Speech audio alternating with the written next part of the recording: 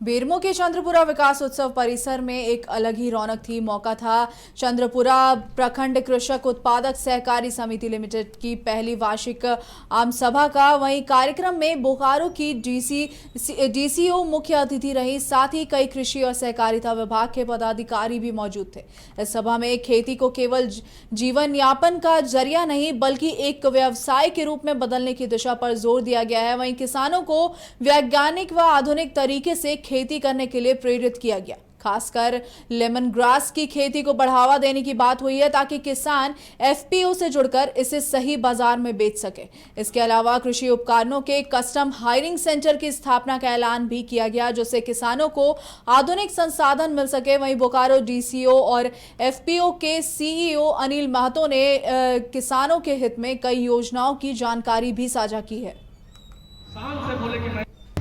देखिए, वर्षगांठ के साथ साथ हम लोग वार्षिक आम सभा एजीएम का बैठक भी कर रहे हैं। इसका अर्थ होता है कि हमने पिछले वर्ष में जितना भी काम किए हैं, जो हमारा अंकेक्षण हुआ है, ऑडिट हुआ है, उसके सारे हम लोग मेंबर्स के साथ में शेयर करते हैं।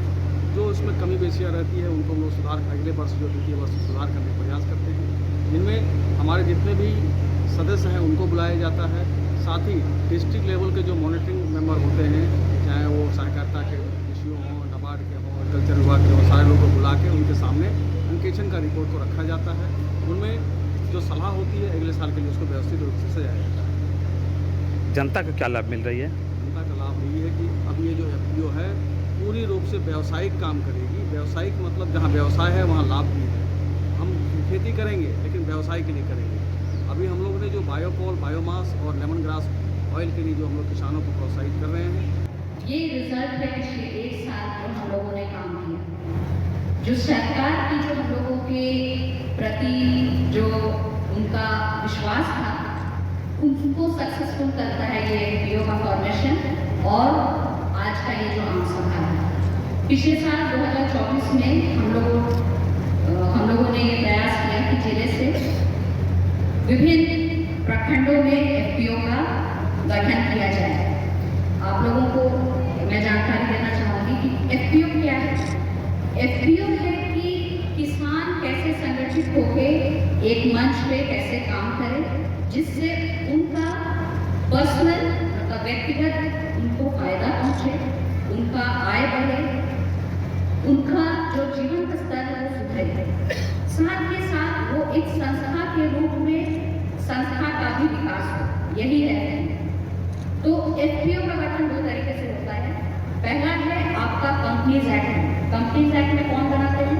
जो प्राइवेट लोग होते हैं, मतलब कि सरकारी संस्था के अलावा अगर कोई एफपीओ बना के उसका फायदा उठाना चाहता है तो वो कंपनीज एक्ट में एफपीओ का गठन।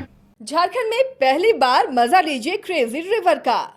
प्राकृतिक वादियों के बीच 6 एकड़ में बने वाटर पार्क का आनंद पूरे परिवार के साथ लें।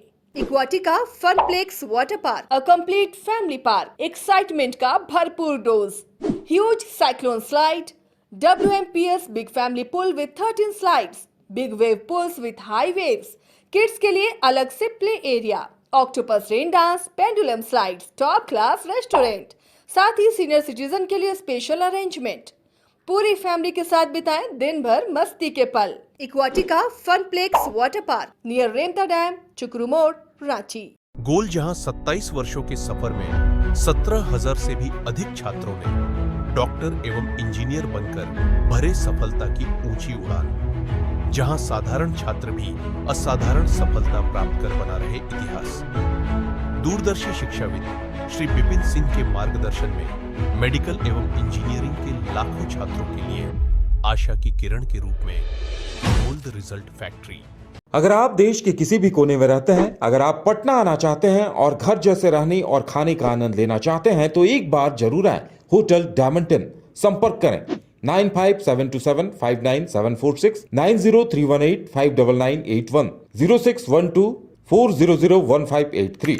एड्रेस अपोजिट विद्या संस्कार स्कूल, रंजन पथ, गोला रोड, बेली रोड, पटना 801503।